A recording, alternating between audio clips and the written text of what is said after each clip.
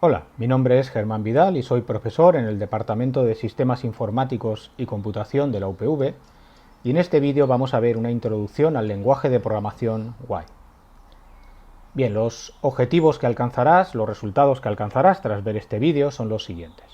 Por un lado, podrás enumerar los componentes que puede incluir un programa escrito en este lenguaje de programación, así como la sintaxis concreta de cada uno de ellos.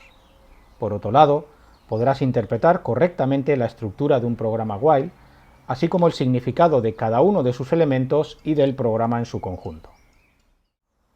Bien, a continuación vamos a ver las características del lenguaje de programación while.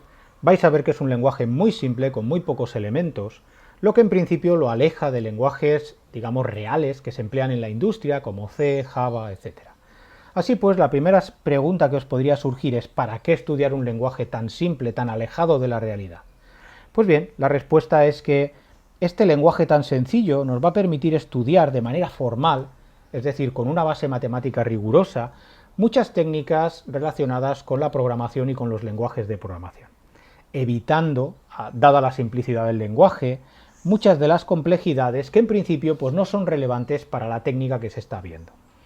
De todas maneras, si aunque el lenguaje sea tan simple, las técnicas que se ven se podrían extender sin demasiados problemas a lenguajes más realistas. Es simplemente que llevaría bastante más tiempo, bastante más trabajo, pero no realmente una mayor complejidad. ¿De acuerdo? Bien, aquí podéis ver los contenidos que vamos a ver a continuación. Primero veremos los dominios y operadores de nuestro lenguaje de programación, luego la sintaxis de cada uno de los elementos del lenguaje, ilustraremos todo ello con un ejemplo y finalmente os propondré un ejercicio. Bien, pasamos a ver los dominios y operadores del lenguaje. En primer lugar, vamos a considerar que hay tres categorías sintácticas que vamos a denotar mediante AEXP, BEXP y STMT, que viene de statement en inglés. La primera categoría AEXP denota la categoría de las expresiones aritméticas, por ejemplo, pues 3 más 2 sería una expresión aritmética. La segunda denota la categoría de las expresiones booleanas, por ejemplo, pues true sería una expresión booleana. Y por último, sentencias, como pueda ser asignación, condicionales, etc. ¿Vale? Por ejemplo, pues x igual a 0. ¿Vale? Los elementos genéricos de cada una de estas tres categorías los denotaremos mediante la letra A, si se trata de una expresión aritmética, posiblemente con un subíndice, podría ser A sub 1, A sub 2, también con una prima, ¿vale? Como tenéis por aquí.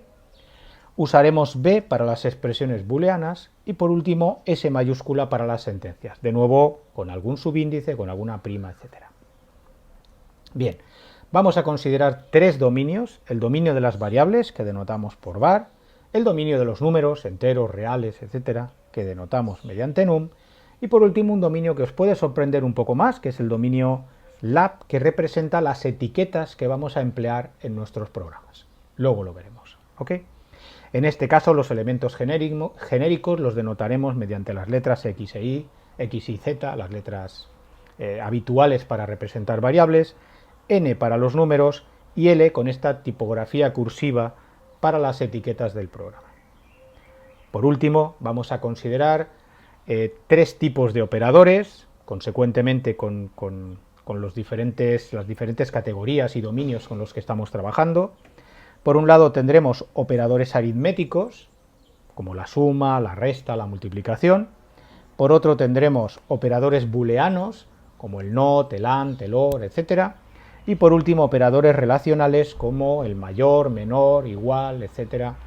en este lenguaje, que denotaremos de manera genérica mediante OP, las letras OP en minúscula, y un subíndice que denotará si es un operador aritmético, booleano o relacional. ¿Ok?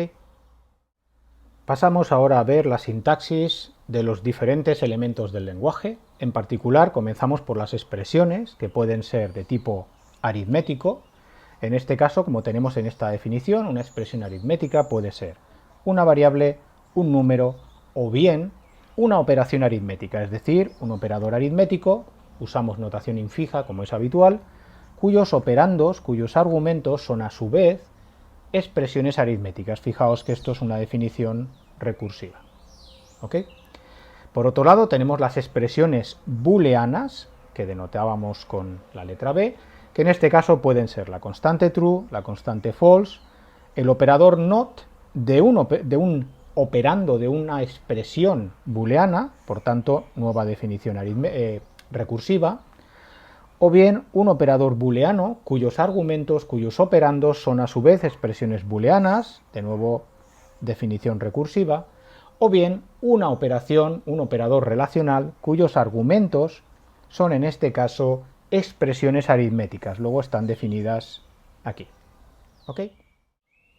Bien, pasamos a ver ahora la sintaxis de las sentencias de nuestro lenguaje de programación. Como podéis ver, hay pocas novedades. Tenemos una asignación con la sintaxis habitual, en la que a la izquierda hay una variable, a la derecha una expresión aritmética. Tenemos secuencias, denotadas mediante el punto y coma, como es habitual. Tenemos un if then else o un bucle while, más o menos con la sintaxis que os podéis encontrar en cualquier lenguaje de programación. Aquí se exige que la condición del if then else o del while sea una expresión booleana, como hemos definido anteriormente, y que las sentencias que hay en el then, en el else o en el cuerpo del bucle while sean sentencias definidas, fijaos, de manera recursiva con esta definición, ¿vale? Lo mismo que aquí.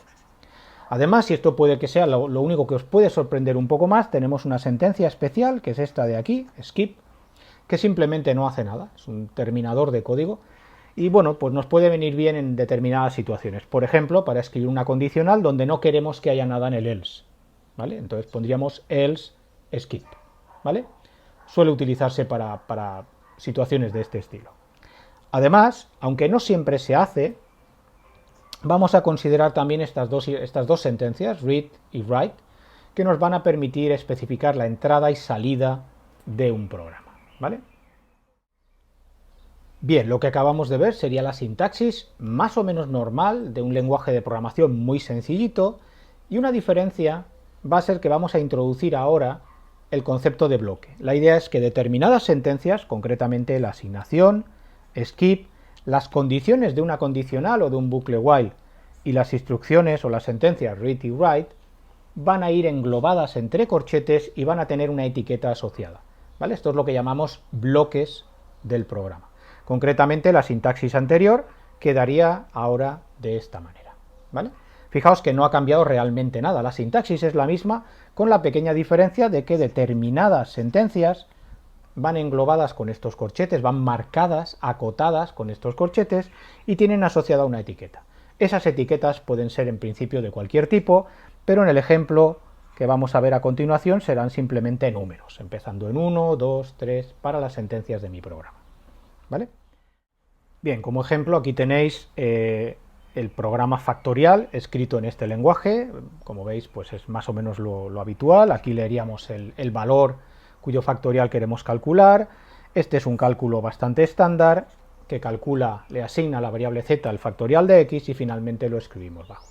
La única diferencia es que en este lenguaje, como tenéis por aquí, pues van a aparecer estos bloques. Y como he dicho antes, pues comenzando en 1, 2, etcétera, así vamos a ir etiquetando los diferentes componentes de este programa, los diferentes bloques de este programa, ¿vale? Como ejercicio os propongo que escribáis un programa empleando el lenguaje while que hemos visto para calcular la potencia n de un valor x. Es un programa que seguro que conocéis bien y la principal diferencia ahora es que tenemos que emplear también los bloques tal y como hemos visto en el ejemplo anterior. Te recomiendo que pares el vídeo en este punto, lo pienses un poco, intentes escribirlo y luego le des al play y veas la solución. Pues bien, esta es una posible solución. Como veis, no os va a sorprender mucho la estructura del programa y la principal novedad pues son esos bloques que aparecen en rojo con etiquetas consecutivas empezando en 1 hasta el 7. Bien, para concluir, en este vídeo hemos aprendido a enumerar los diferentes componentes que puede incluir un programa escrito en el lenguaje de programación while, así como la sintaxis de cada uno de ellos, y a interpretar correctamente el significado de estos componentes, así como del programa en su conjunto. A continuación, mi consejo es que intentes escribir algunos programas sencillos que conoces bien, como el cálculo del máximo de dos números, o el mínimo común múltiplo, máximo común divisor, etc., empleando el lenguaje while que hemos visto.